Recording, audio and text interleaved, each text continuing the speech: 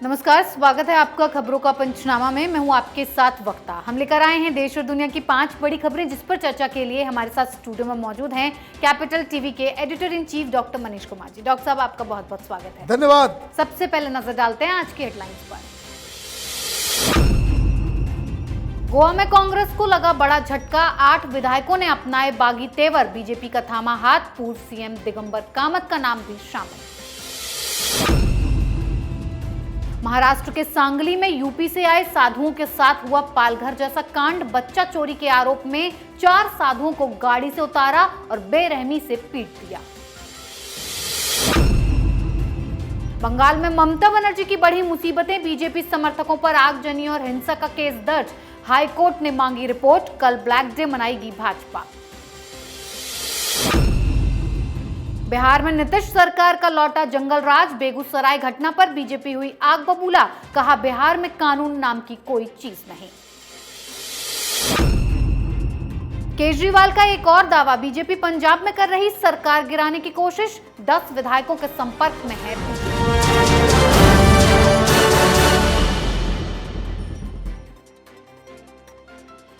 आज की सबसे पहली खबर कांग्रेस में लगातार पड़ रही फूट की। एक तरफ कांग्रेस पार्टी भारत जोड़ो यात्रा कर रही है, तो वहीं गोवा से कांग्रेस में बड़ी फूट की खबर सामने आई है। गोवा कांग्रेस के 11 में से 8 विधायकों ने बागी कांग्रेस का साथ छोड़ दिया है और ये 8 विधायक बीजेपी में शामिल हो गए हैं। जो विधायक बीजेपी से जुड़े हैं उनमें पूर्व सीएम और मडगांव विधानसभा सीट से कांग्रेस विधायक दिगंबर कामत भी शामिल हैं। बीजेपी में जाने से पहले इन विधायकों ने मुख्यमंत्री प्रमोद सावंत से भी मुलाकात की है। डॉक्टर साहब, क्या ये माना जाए कि कांग्रेस छोड़ो यात्रा का आरंभ हो चुका है?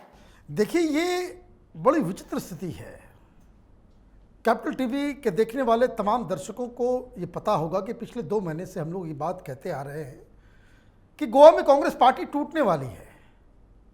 और राहुल गांधी को पता नहीं, सोनिया गांधी को पता नहीं, प्रियंका वाड्रा को पता नहीं, पूरी की पूरी कांग्रेस पार्टी पता नहीं किस निंद्रा में बिल्कुल सोई पड़ी हुई है कि सारी मतलब पूरे देश को मालूम है कि पार्टी टूटने वाली है और आपके तरफ से कोई पहल तक नहीं होती कि इस टूट को कैसे रोका जाए। 1.5 महीने पहले टूट की खबर आई थी जी।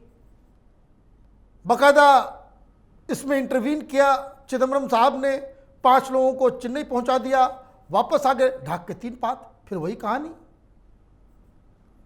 कांग्रेस पार्टी अपने विरोधाभास को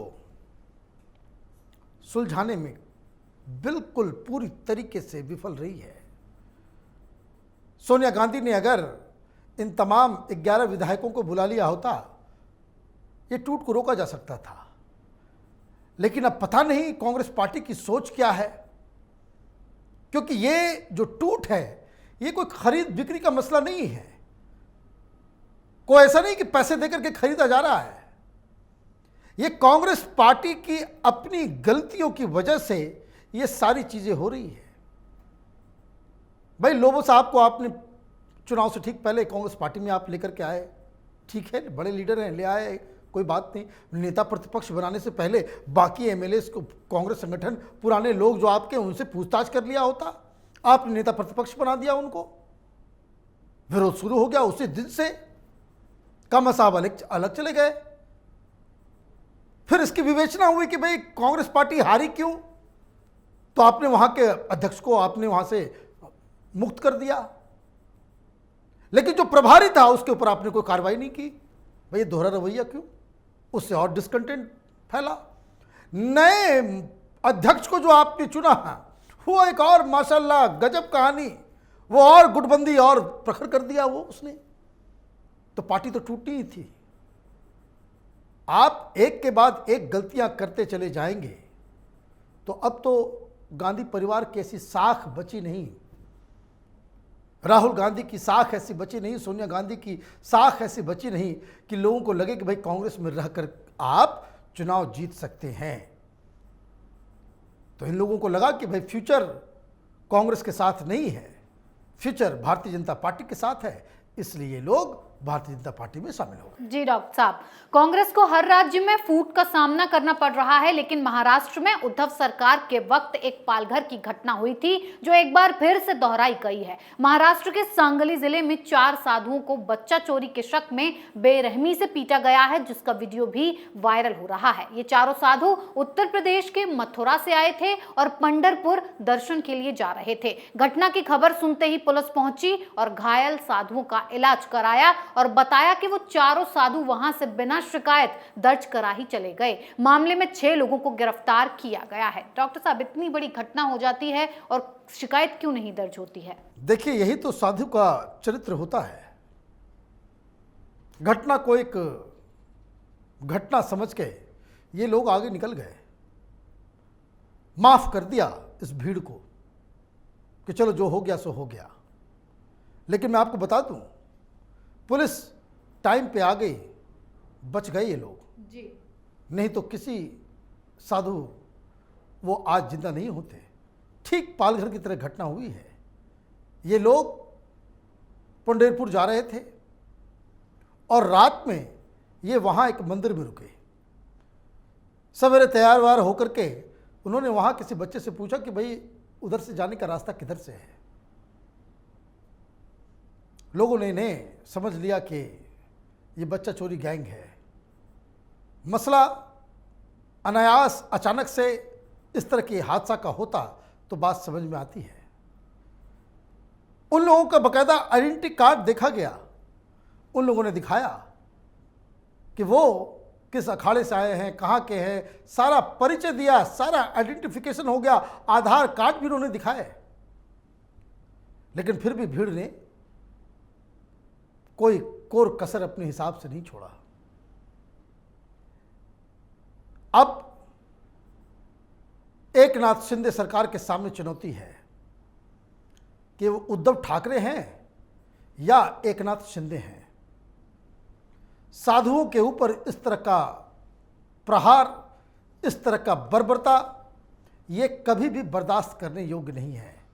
ये कौन लोग हैं, किन लोगों ने ऐसा किया, और समाज में इस तरीके से साधुओं के प्रति जो घृणा है कि अचानक से आपको साधु वेश में कोई नजर आ रहा है तो बच्चा चोर आपको नजर आता है, तो उसे भी दुरुस्त करने की आवश्यकता है। और जो लोग इसमें शामिल हैं उन्हें कड़ी से कड़ी सजा मिलनी चाहिए। जी डॉक्टर साहब, महाराष्ट्र में बवाल के साथ साथ बंगाल में भी बवाल मच रहा है। ममता बनर्जी के भ्रष्टाचार के खिलाफ बीजेपी के नबान्न अभियान के दौरान आगजनी और धारा 144 तोड़ने के मामलों को लेकर भाजपा समर्थकों पर 6 एफआईआर दर्ज किए गए और 90 लोगों को गिरफ्तार भी किया गया। इसमें 27 महिलाएं हैं। तो दूसरी तरफ बवाल को लेकर कलकत्ता हाईकोर्ट ने ममता सरकार से रिपोर्ट तलब की है। गृह सचिव को 19 सितंबर तक रिपोर्ट देने का आदेश दिया गया है। इन सब के बाद पुलिस कार्रवाई के खिलाफ कल भाजपा पूरे राज्य में काला दिवस भी मनाएगी। डॉक्टर साहब, एक साथ ममता बनर्जी के लिए हर तरफ से मुसीबतें हैं। कल काला दिवस का क्या मकसद है बीजेपी का? बिल्कुल, आप डेमोक्रेसी में विपक्षी पार्टी को धरना प्रदर्शन रैली करने के लिए आप अनुमति नहीं देंगे? ये कोई डिक्टेटरशिप चल रहा है क्या? बंगाल में हिंदुस्तान का कानून लागू नहीं होता है क्या? ये तो तब जब आपकी चोरी पकड़ी जा रही है। हर दिन कोई ना कोई टीएमसी का लीडर रंगे हाथ पकड़ा जाता है, घर के अंदर नोटों का पहाड़ मिलता है। मालूम चलता है कि गाय की तस्करी में इन्वॉल्व कोई है, तो कोई कोयला की तस्करी में इन्वॉल्व है, कोई फर्जी दस्तावेजों के ऊपर टीचर बना रहा है। तमाम तरह के आरोप लग रहे हैं। क्या करे विपक्ष? आपको शाबाशी दे, गुलदस्ता भेजे, या फिर वो जनता की आवाज उठाए कि ममता बनर्जी की सरकार एक महाभ्रष्ट सरकार है? यह आवाज उठाने का अधिकार क्या भारतीय जनता पार्टी को नहीं होगा? तो आपने हर जगह पुलिस से डंडे चलावाए, सारा काम किया। अब सवाल कोर्ट में पहुंच गया। भारतीय जनता पार्टी कोर्ट पहुंच गई। कोर्ट में बताया गया कि भाई जो मेल लीडर्स थे उनको फीमेल कांस्टेबल से गिरफ्तार कराया जा रहा था, और जो तस्वीरें और वीडियो जो सोशल मीडिया पे मौजूद है उसमें दिख रहा है कि महिलाओं के ऊपर भी अत्याचार हुआ। बुजुर्ग लीडर्स के ऊपर धक्का मुक्की, कोई पिटाई, और पुलिस को किसने अधिकार दे दिया चांटा मारने का? तो ममता बनर्जी को 18 तारीख को जवाब देना पड़ेगा कि क्या पीसफुल तरीके से बंगाल के अंदर में रैली करने पे कोई पाबंदी है? ममता बनर्जी बंगाल में अनपॉपुलर हो रही है और भारतीय जनता पार्टी ने बहुत ही सही समय पर सही काम करना शुरू किया है। जितना पुलिस, जितना लाठीचार्ज, जितना दबाव आप पॉलिटिकल अपोनेंट्स पे लगाएंगी, ममता बनर्जी उतनी ज्यादा अनपॉपुलर होती चली जाएंगी। जी डॉक्टर साहब, देश के हर राज्य में सरकारों की लापरवाही देखने को मिल रही है, चाहे फिर वो ममता सरकार हो या नीतीश की सरकार। बिहार के बेगूसराय में बाइक सवार अपराधियों ने फायरिंग करके दहशत मचा दी और 30 किलोमीटर तक गोलियां बरसाईं, जिसमें 11 लोगों की गोली लगी और एक की मौत हो गई। इस ओपन फायरिंग के मुद्दे पर नीतीश सरकार बीजेपी के निशाने पर है। बीजेपी के केंद्रीय मंत्री गिरिराज सिंह ने कहा कि बिहार में कानून नाम की कोई चीज नहीं है। महागठबंधन की नई सरकार में शराब और खनन माफिया और आपराधिक गिरोहों को पूरी छूट मिली हुई है। डॉक्टर साहब, क्या हो रहा है बिहार में? नीतीश सरकार कोई एक्शन क्यों नहीं ले रही है? भाई एक्शन कहां, कैसे लेगी? जब आप आरजेडी के साथ हैं तो आप एक्शन कैसे ले पाएंगे? और आपको तो चस्का है, प्रधानमंत्री 2024 में प्रधानमंत्री का चेहरा बिहार ने देख लिया, अब हिंदुस्तान देखेगा, पोस्टर लगवा रहे हो। जो काम करना चाहिए वो काम होगा नहीं। और ये समझ लीजिए क्या है, ये जो पिछले 10-15 दिनों से रोज बिहार में गोली चलने की आवाज सुनाई दे रही है, जो खबर आ रही है, ये दरअसल ट्रेलर है। कोई शख्स 30 किलोमीटर तक हाथ में पिस्तौल लेकर के उसे लहराता हुआ, फायरिंग करता हुआ वो जा रहा है। पुलिस कहां है भाई? उस पूरे 30 किलोमीटर के स्ट्रेच पे इसका मतलब कोई है ही नहीं जी। कहां है कानून, कहां है व्यवस्था, कहां है पुलिस? और क्यों अब तक कोई सस्पेंड नहीं हुआ? क्यों अब तक ये लोग पकड़ा नहीं गया? ये दरअसल पूरी एक्सरसाइज इसलिए हुई है कि आप इस तरह की खबर से डर जाए। लालू यादव, रबड़ी यादव के जमाने में सूर्यास्त होने के बाद कोई भला व्यक्ति घर से बाहर नजर नहीं आता था। लोग अपने घर के बाहर के गेट पे, फिर बीच के गेट पे, फिर कमरे के अंदर हर जगह ताला लगाते थे, इस खौफ से कि पता नहीं कब कहां से कोई आ जाए, गोलियां चला दे।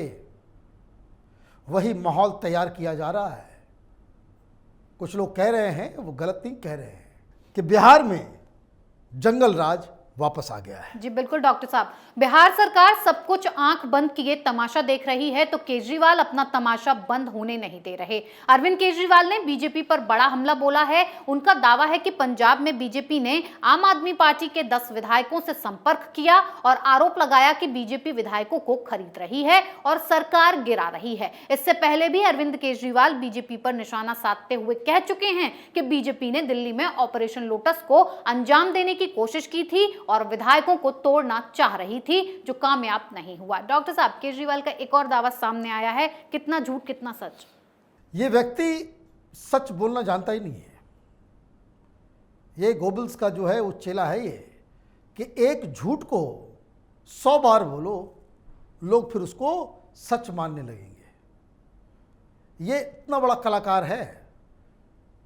केजरीवाल की बातों के ऊपर भरोसा करना आपकी मूर्खता हो जाएगी, क्योंकि केजरीवाल को तो पहले मनीष सिसोदिया को किसने फोन किया, किसने ऑफर दिया, दिल्ली में किस किस विधायक के पास फोन आया, किसका किसका आया, जब तक उसका कोई सबूत केजरीवाल नहीं देते हैं तब तक इनकी बातों पे यकीन करना ही मूर्खता कहलाएगा। ये व्यक्ति जहां जाता है वहीं ड्रामा करता है, वहीं झूठ बोलता है, और देखिए इसका नतीजा क्या हो रहा है।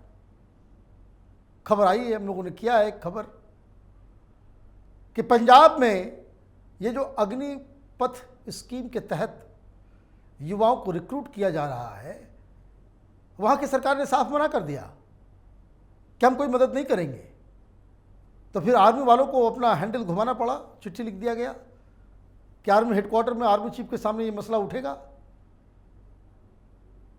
एक सेकंड में सीएम मान की पूरी जो है होश आ गया और फट से उन्होंने कहा कि नहीं नहीं एकदम कीजिए, सारा कुछ कीजिए। लेकिन इनका वित्त मंत्री अभी भी कह रहा है कि भाई हम तो विरोध करते हैं। क्यों? क्योंकि केजरीवाल ने कह दिया था कि ये कोई स्कीम नहीं है, ये स्कैम है। तो ये झूठे लोग हैं, झूठ के बिना ये जीवित ही नहीं रह सकते। तो इसलिए इनको झूठ बोलना है, ड्रामा करना है, और मीडिया वाले हैं कि जो उसकी खबर चलाते हैं बिना रोक टोक किए हुए, बिना उससे कोई क्वेश्चन किए हुए। जी डॉक्टर साहब, बहुत बहुत धन्यवाद इतनी जानकारी। धन्यवाद। खबरों का पंचनामा में आज के लिए इतना ही। देश विदेश की बाकी खबरों और उनके सटीक एनालिसिस के लिए देखते रहिए कैपिटल टीवी। हमें लाइक कीजिए, शेयर कीजिए और कैपिटल टीवी को सब्सक्राइब कीजिए। नमस्कार।